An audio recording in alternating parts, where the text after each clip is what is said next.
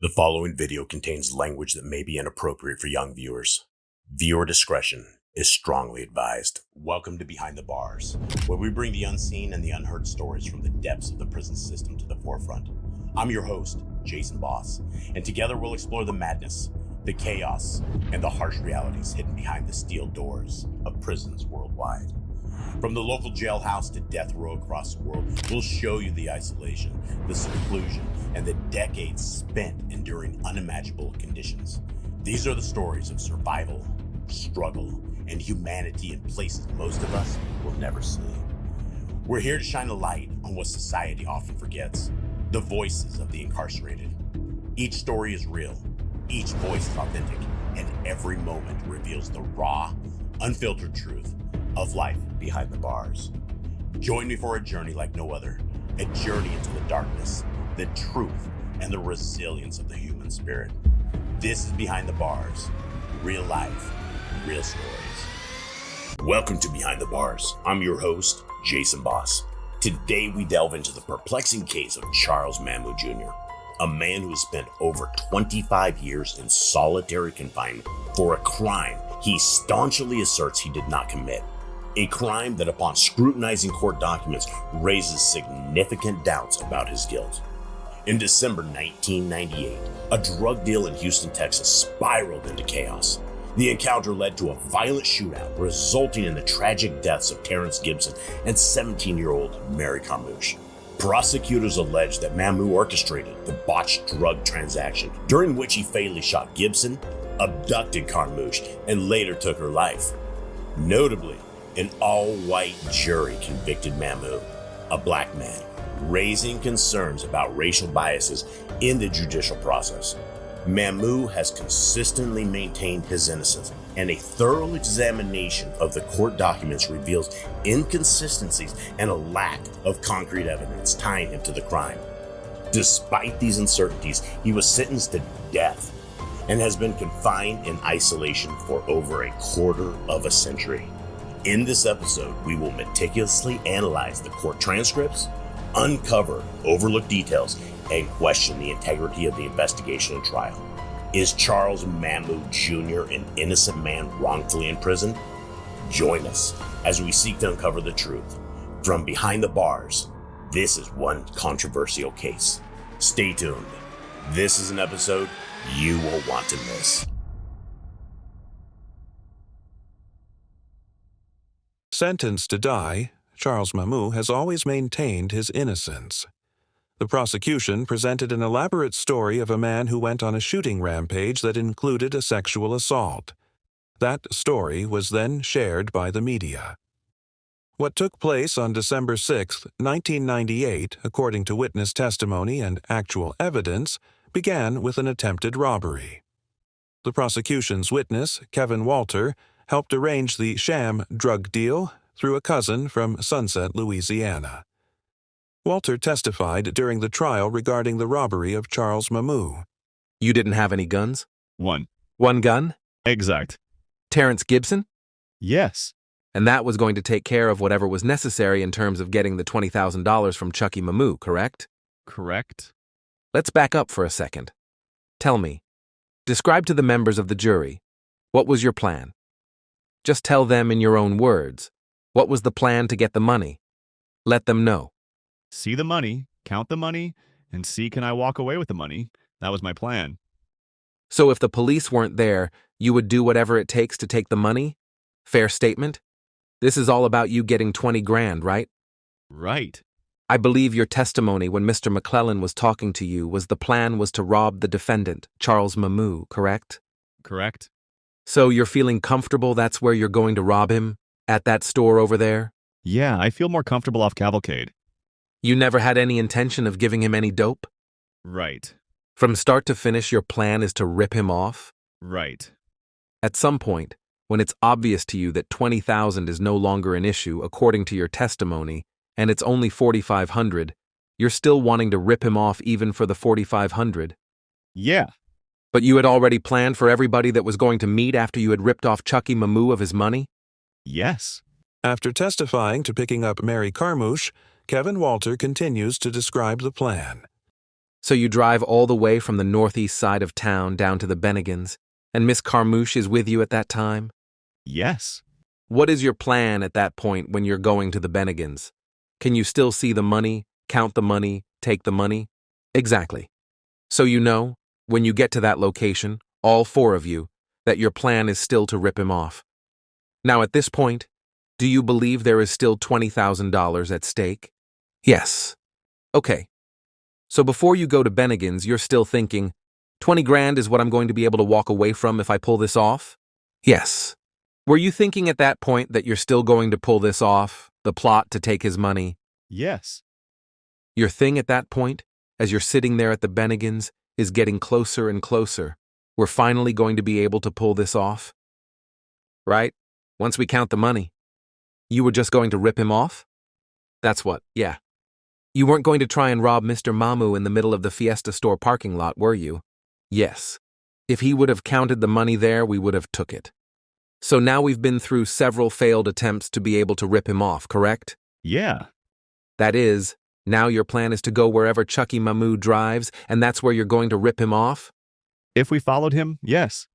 Now, was there a point in time when you decided that it was okay to tell the police what had happened once you realized you weren't going to be prosecuted for anything, correct? Correct. Is that what caused you to then come forward and say, here's what I was going to do? Once some police detective shows you, tells you about how we're not worried about you and this dope case, we're interested in prosecuting this guy, and that's the first time you've come forward with information, and you had basically explained what you testified to on direct examination. Right. How are you going to get him to give you the money? Once we count the money, then we take the money. Just gonna jump in the car and run? No. It was at gunpoint, of course, but it wasn't no plan. Pardon? If it was going to be at gunpoint, yes, of course, once we count the money. Your testimony was that if it was necessary at some point to have a gunpoint to force the money, you said that was okay, isn't it? Yes. If the plan came to that, that was okay with you? No, it was no plan. But if it came to that, that was going to be all right. If it meant you getting the $20,000, right? Yes. You don't.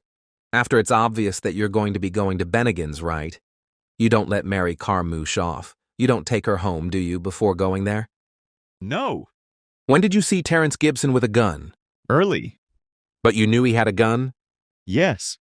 And you knew that if it came to gunpoint, then so be it, in terms of getting the $20,000 from Chucky Mamou. Yes. According to the testimony of Kevin Walter, he and his friends intended to rob Charles Mamou on December 6, 1998. As earlier posted, Kevin Walter also testified that Samuel Johnson, Mamou's partner in the drug deal, drove away and left Mamou behind once that attempted robbery took place. According to the only witnesses at the scene, Mamou then fled in the Lexus. Charles Mamou is out of appeals and waiting for an execution date.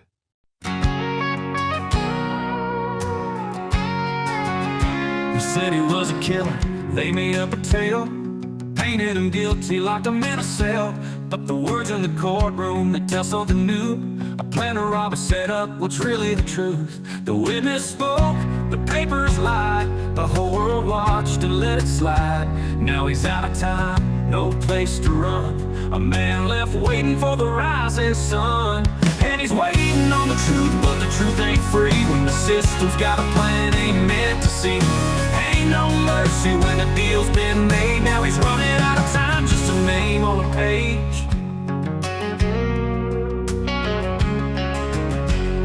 They counted the money, they plotted the score. They had a gun ready, but needed more. So they spun a new story, one that would sell. Turned a victim to a villain, threw him straight into hell. The witness spoke, the papers lied, a whole world watched and let it slide. Now he's out of time, no place to run, a man left waiting for the rising sun. And he's waiting on the truth, but the truth ain't free. When the system's got a plan, ain't meant to see. Ain't no mercy when the deal's been made. Now he's running out of time, just a name on a page.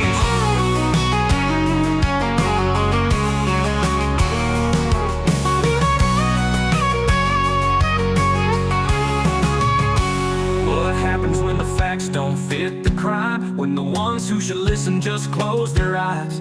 How many more gotta sit in chains while the guilty ones walk away with no blame? And he's waiting on the truth, but the truth ain't free when the system's got a plan ain't meant to see. Ain't no mercy when the deal's been made. Now he's running out of time, just a name on a page. So he waits for the call, waits for the day, hoping somehow the lies wash away. But justice moves slow and fate don't bend, for a man left waiting at the story's end.